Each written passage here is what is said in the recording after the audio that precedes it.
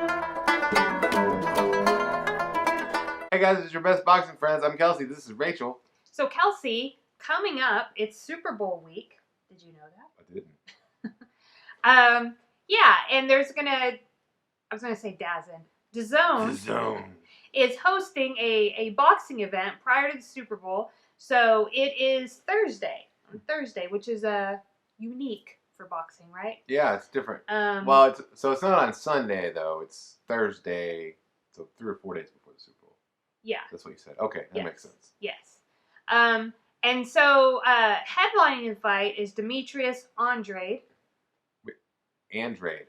Demetrius, sorry. Andrade, right? I used to call him Demetrius Andrade because that's how you would pronounce the word how you could anywhere else in the pronounce it. world. But I remember Ronnie Shields correctly taught me, because he knows Demetrius Andrade. So I felt like such a fool. Luke Keeler, right? And then... Oh, Tevin and Jojo Diaz! That's a good fight. Yeah. So those are your two. And then on the undercard, we have Jake Paul, which is Logan Paul's younger brother. I'm going to have to look at my phone. Is going to fight... Yeah, I can't... Anison Geeb. So obviously, we're not part of their YouTube demographic. Yeah, they're a lot younger than us, and there's a whole world out there that Rachel and I know nothing about. Right. And so this is, not too long ago, Logan Paul fought KSI, and it was a big deal because you had these YouTubers, fighting each other. And it was on DAZN, and Eddie Hearn was there. Like, it was like a full-on professional fight. Well, this is also a professional fight. It'll be both of their pro debuts. And I just read an article on Forbes.com that said, basically, that Andrade and Farmer should be grateful Jake Paul is fighting on their card. What do you think about that, Kelsey? Well, my opinion is that the writer uses that kind of like hot take opinion to get clicks, because it's probably a contributor to Forbes, which means it gets paid for clicks, right? It gets paid for views, so you come up with some strong take like that. Or that's the most likely case. Or maybe he really believes that is the truth, and I'm not quite sure I buy into that for Jake Paul and this other person whose name I can't say. If that were true, then these guys would be the main event, because Logan Paul was the main event again, and KSI was the main event for fights in which we had BJ Saunders on that card, right?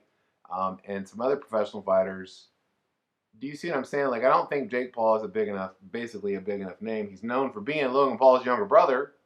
And I don't know if they should be grateful. I think that both sides, if you want to say should, both sides should be grateful to the other, right? I think that for Jake Paul, he should be grateful for having the opportunity to compete on the same card as world champion boxers. But the world champion boxers, maybe you said part of the story. They should be maybe grateful for having the opportunity to be exposed to new kinds of fans. And I don't know, well, I think what's like triggering here is whenever you start telling anybody that they should be grateful, it's none of my business what anybody should be grateful for. If somebody asked me, you know what I mean? Like, I could give them my opinion. But other than that, there's some kind of that has a tone to it of it's a basic tone. Ugliness. Yeah. When gratitude is like a really great thing. You know what I mean?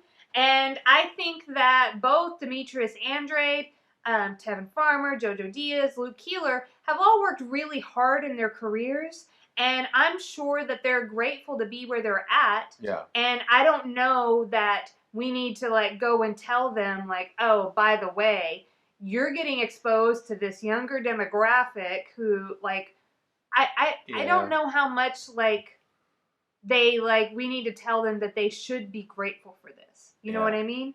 Now, I do find the whole thing just very interesting. My first concern is always safety. So I do not want boxing or any sporting events to forego the well-being of the participants to make money.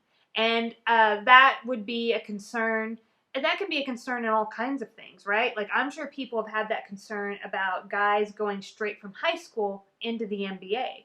Because you're like, are they mentally, emotionally mature enough to handle that kind of transition?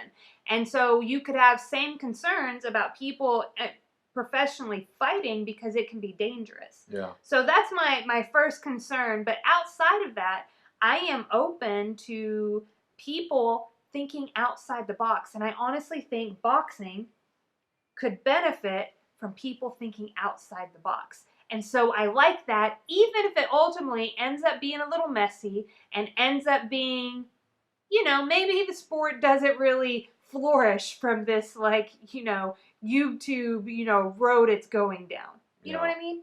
But I have to agree with all your points, Rachel. Really smart and really, really, really awesome.